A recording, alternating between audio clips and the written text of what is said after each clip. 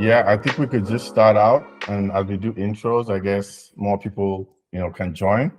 Um, Hi everyone, and welcome to our very first webinar Inside Seven. Call it the Seventh Sense. And during these sessions, we're looking to just chat about topics in the product discovery research space, helping companies build great products that customers love. And yeah, we're really excited to kick this. I am particularly excited to have Eric here. So my name is Odun, one of the co-founders here at Inside Seven. And fun fact, Eric was one of my teammates at Shopify. We build products for merchants, globally, who sell across multiple channels. And Eric was actually on my interview panel. So he was one of the folks who welcomed me to the company. And so I kind of like owe him for that over the years. So welcome, Eric. It's a pleasure to have you. How about you just kick things off with a quick intro? Let's get to know you, and then we'll dive right in. Sure. Thanks for having me, Odin. And we miss you at Shopify. I'm excited for your next adventure.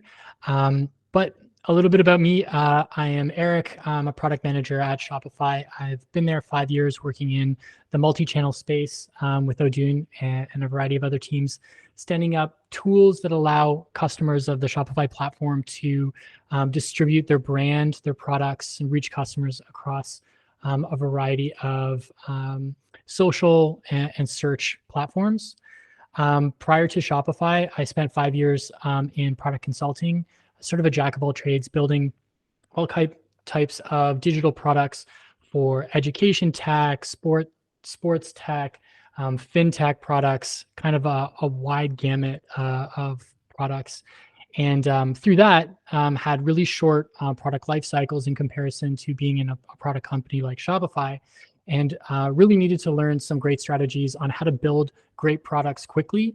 And one of the key ways that we do that is obviously by bringing customers inside of the product discovery process and the product development and execution process, bringing those products to market. So excited to share, some war stories from my experience, and would love to open it up to everyone as well. We'll have a couple minutes, I think, at the end for Q&A, just to cross-pollinate, get to know all of you, and share any questions or war stories that you have as well.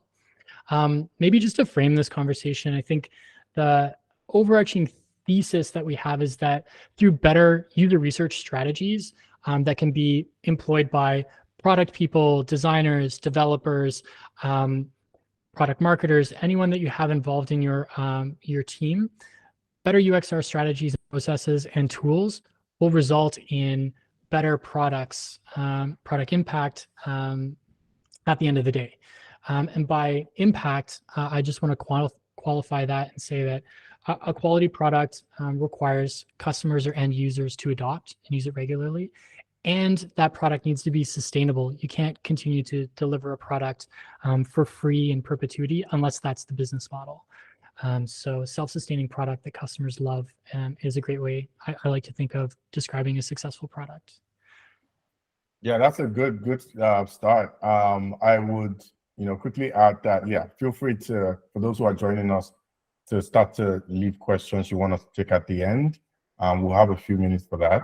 And then Eric, why is customer empathy super critical in the product development process? Why is it so important that we need to pay so much attention to it?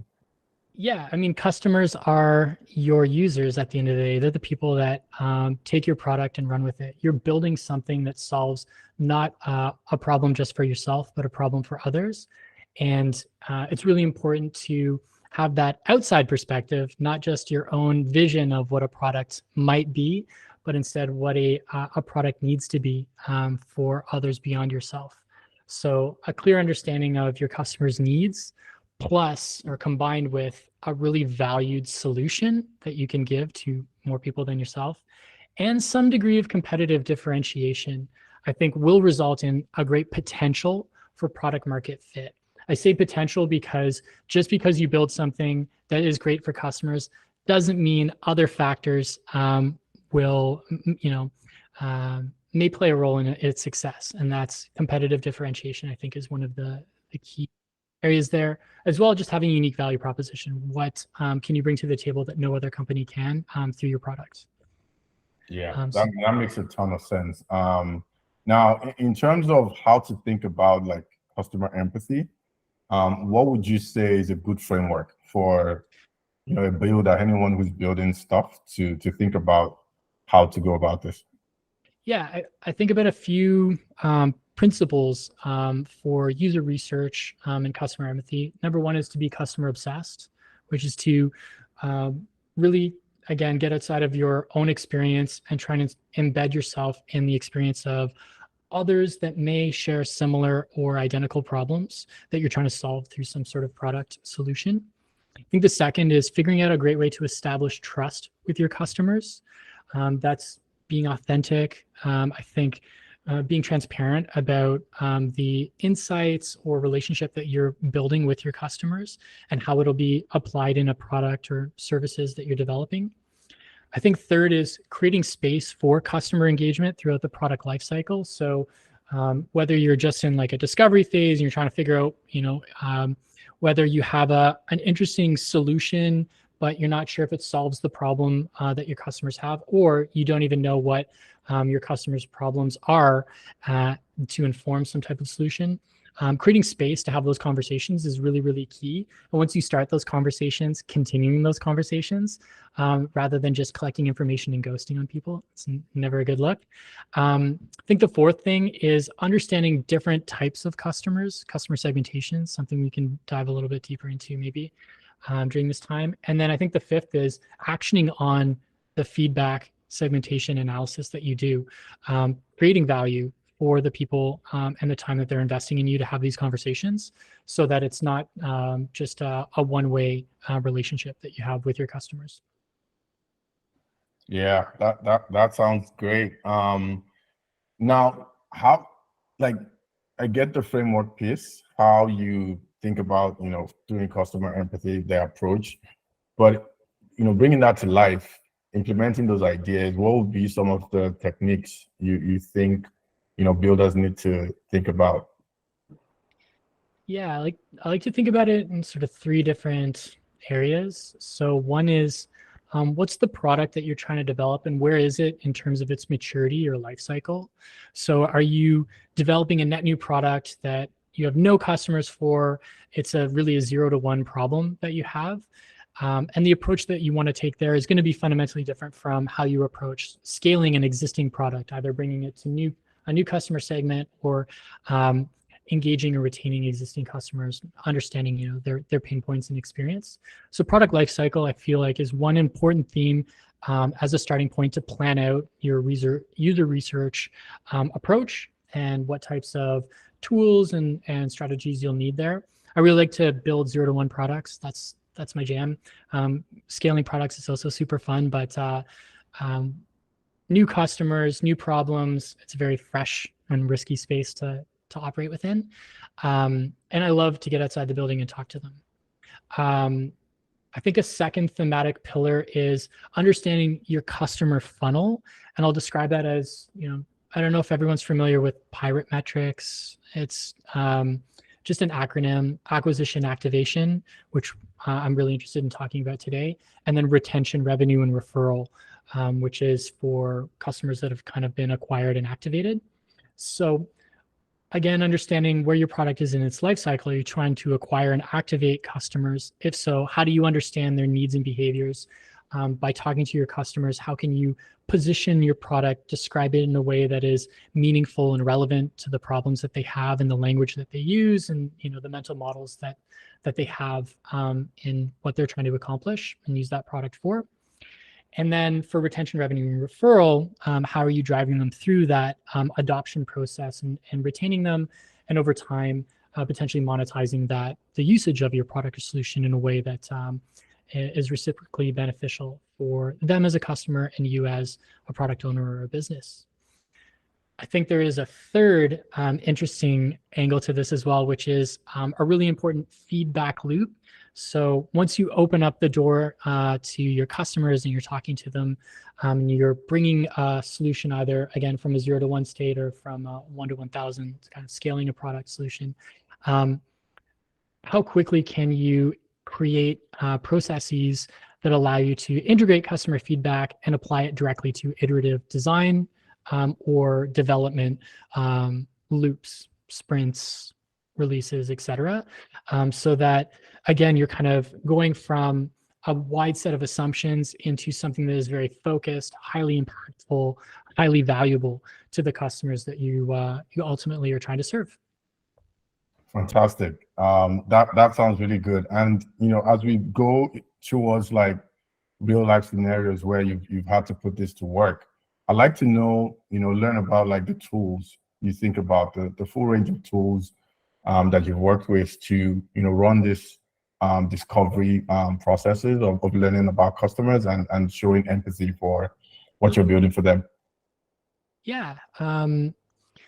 So for 0 to 1 products or net new products, very rarely are they sort of a product that is an emergent category or solving a problem that's never been solved before. So there's typically always some sort of market research, comparable or competitive product that you can look at and customers that are using those comparable products. And that's a great way to start some high-level customer segmentation, some customer identification, and really qualify who it is that you need to be talking to and in what ways you can differentiate or start to describe unmet problems that your product or service can address. So market research is kind of like table stakes, some tools that are really helpful for that. I mean, you can use Google Trends to identify what is relevant to people on the internet, but also, potential users of your product. I love a tool, Statista.com is a really great market research tool. It aggregates market research across a wide variety of publishers. Some of it's free, some of it is paywalled, but it's super, super valuable.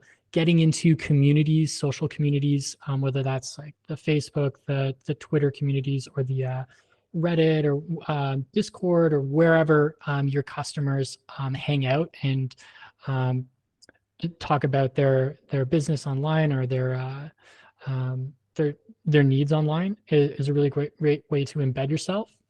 And then once you kind of have a sense of a lead list of your customers, it's starting to engage them. And there's a really great design experience author out there, Steve Blank, who has this phrase, just get out of the building.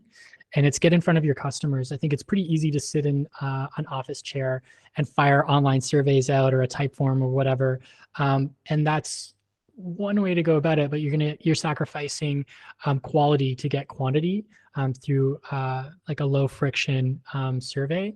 So getting in front of your customers, going to where they are, understanding the context that they're operating within is critical to then, again, develop a product or solution that is relevant to them within that context. Once you have a product, a prototype, or even a functional software product or physical product, figuring out ways to get integrated feedback early and often, and automating that qualitative alongside quantitative data is super valuable, again, to focus in, narrow, kill features that aren't relevant, focus on features that are providing value and are working in a positive way to drive your goals, your business goals, and your customer needs objectives as well. Yeah, I want to double click on that one of like killing features. I think that's like one of the hardest things to do in product because we kind of feel very connected to like the things we build. Sometimes they are ideas, sometimes we just like how it looks and works, or maybe it works for our own use case. So how do you marry like the customer feedback you get when you launch stuff with the fact that you need to kill a product based on the fact that customers aren't using that product, or you're not seeing as much engagement? How do you can you describe that process of taking that feedback and making those tough decisions to improve the experience for the user? Yeah. One of the ways I think about that is just very fundamentally, what's the mental model that your customer has in using your product or service or solution within the context that they are using it. So for example, let's Shopify, where I currently work, our customers hire Shopify.com to market and sell products. And there's a wide variety of solutions baked into that to ship products, take payments, and all those things are fractured and additive, and they work well all together, but are not all fully required.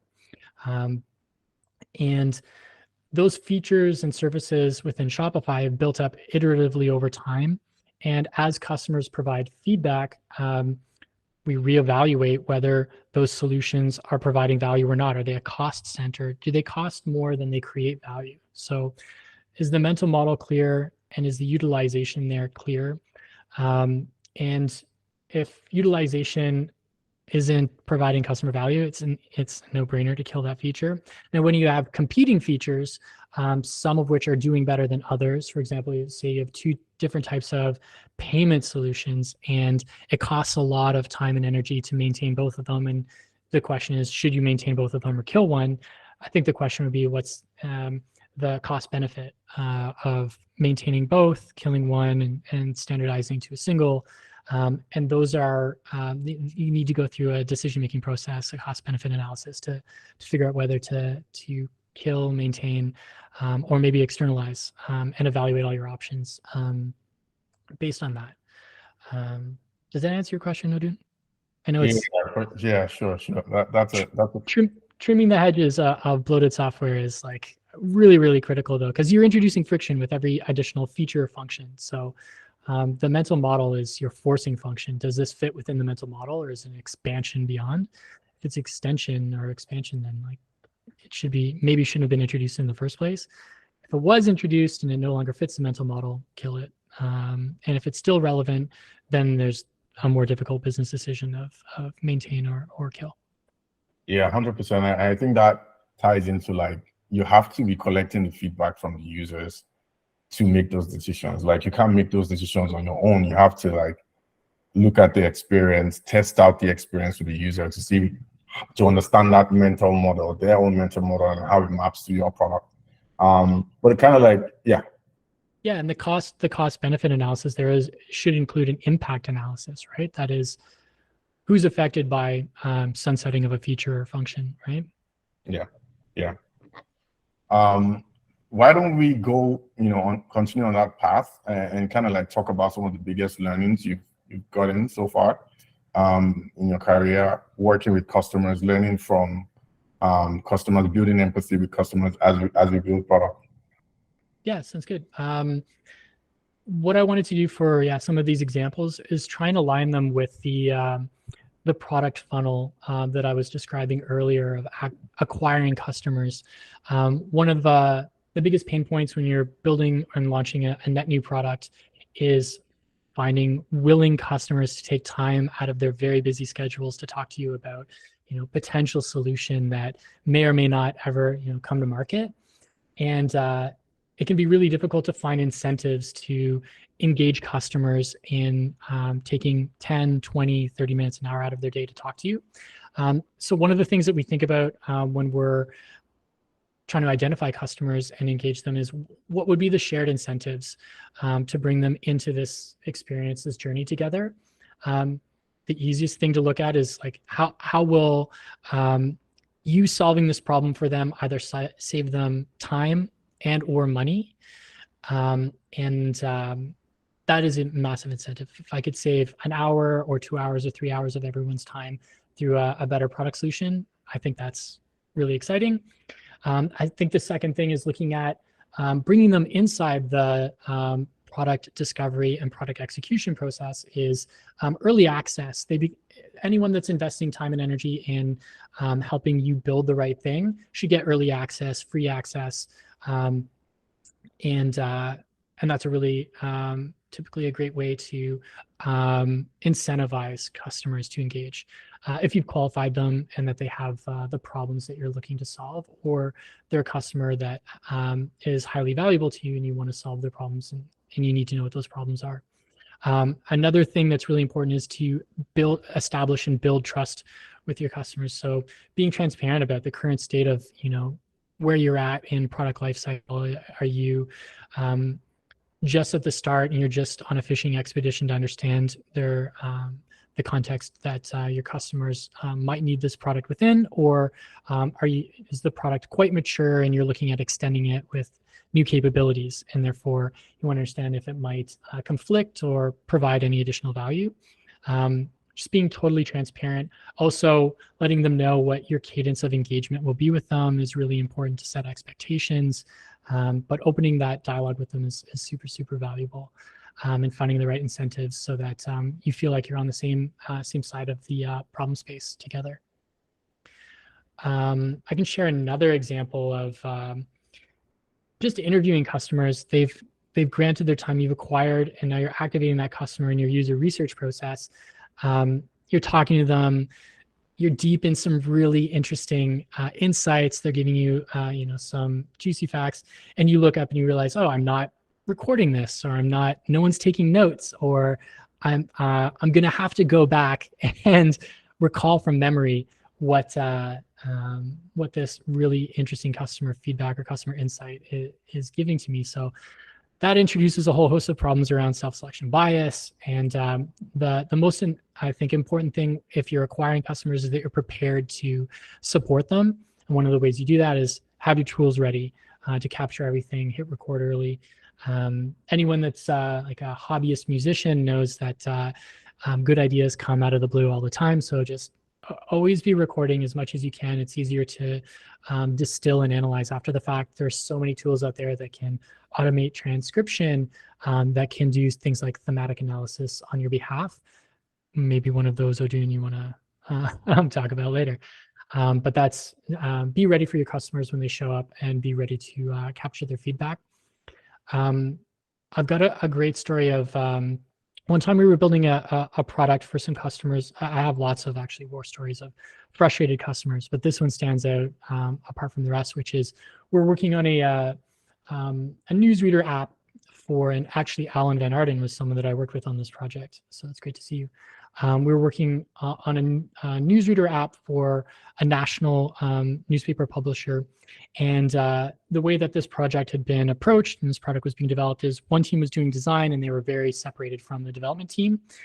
That introduced sort of a broken telephone process where design is making a variety of assumptions and kind of skeuomorphic decisions that development needs to now qualify, and just a lot of complexity. Design assumptions were quite poor, and we identified those as being the development partner in this equation. And we realized that design was doing something in a box. They weren't talking to their customers. They didn't understand who their readers were. And we thought that this was going to be problematic. So we went out, we talked to the client at the time, the newspaper company. We said, we got to bring in some advocates, some of the key readers, people that subscribe, the longtime users of or longtime readers of your publication. Let's bring them in, put a prototype in front of them and see how they feel. The second we put this interactive prototype in front of these customers, they were super frustrated. They didn't understand the user flows, the user experience, how to find what they were looking for.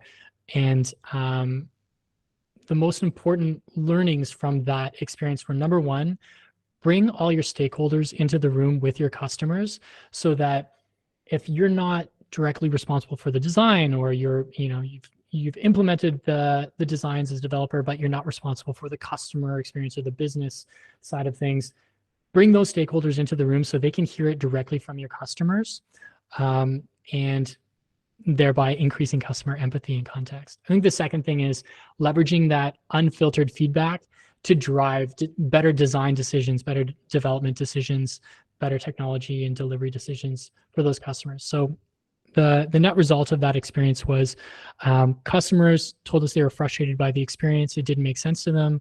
Designers and business stakeholders were in the room to hear that unfiltered, wasn't coming from a development team.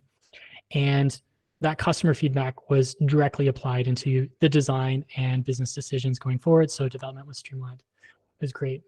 One last thing I'll leave you with is another hack for getting early and often customer feedback is, again, just creating space inside of your product, a link, a form, a banner, whatever it is, some call to action that allows your customers to just provide feedback, not for ratings and reviews, not to get support, but just to say like, I love this feature, I hate this feature, or this product experience was surprising to me, or you will constantly be surprised when you create the space for your customers, what they respond with. And alongside that is, if you can instrument it in the right way, you can actually get real-time feedback of the customer's experience and context, taking that qualitative feedback and marrying it with quantitative analytics gives you a full picture of your customers and what their behavior looks like. And that unlocks a ton of opportunity to remove friction or extend the capabilities of your product solution. Yeah, that's brilliant, Eric, and that's a mistake I have made as well. Not trying to collect feedback when I ship, features or updates or products to customers, and I can totally resonate with that. We're almost at time. We have 2 questions. If anyone has any questions, feel free to drop them in the chat. First question: what are some of the common pitfalls or challenges when attempting to leverage customer empathy, and how can they be addressed? Yeah, that's a great question. I find, depending on how mature your product is, either poor customer qualification or lack of customer segmentation is something that happens where you go out and talk to customers. They say like, I need this, I need it yesterday. It's affecting my ability to do X, whatever X is.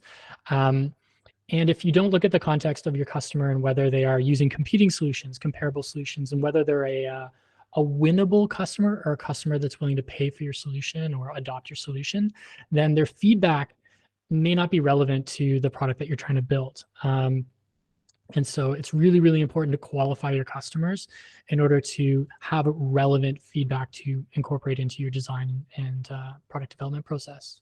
I think another common pitfall is lack of empathy or context around what your customers are doing, your users of your product.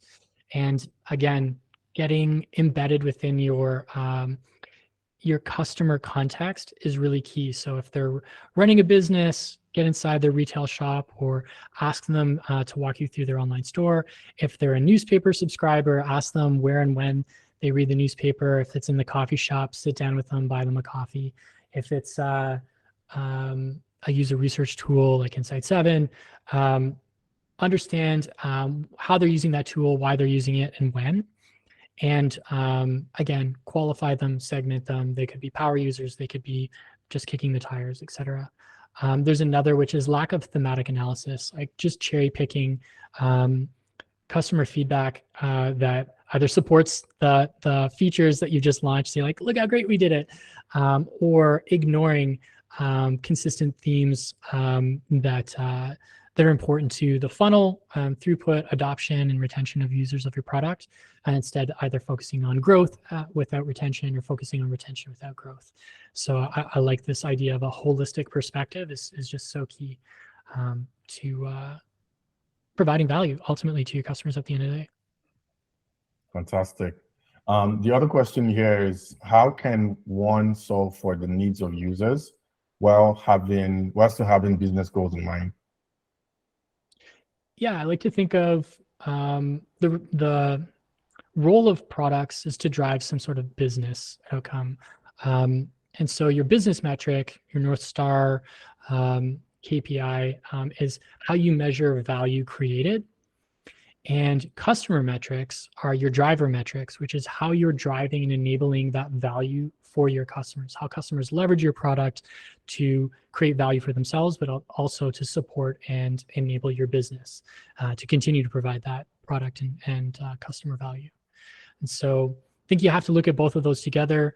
Your North Star metric is why the business exists. Your customer metric measures how customers adopt and leverage your product. Fantastic. I think we'll stop right there just to be on time. Do you have any parting words for us, Eric? Just close. Yeah, maybe just in the last 30 seconds is just to reiterate, I think on the key principles of successful product is: number one, be obsessed with your customers. Number two, understand how to establish trust. Number three, create space for customer engagement. Number four, understand different customer segments. And number five, always be iterating on customer feedback. And I think that creates really interesting, really impactful, really valuable products that customers love. Are there any questions from folks that joined? I know we kind of raced through this.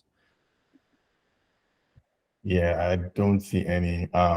Yeah, I think we could call it there. Eric, has been great. Thank you so much for joining. Thanks to everyone who listened in. We'll be doing more of this in the coming weeks. But yeah, this was fun. Thank you so much, Eric. Yeah, thanks for having me. Great to see everyone. All right, thanks everyone. Cheers.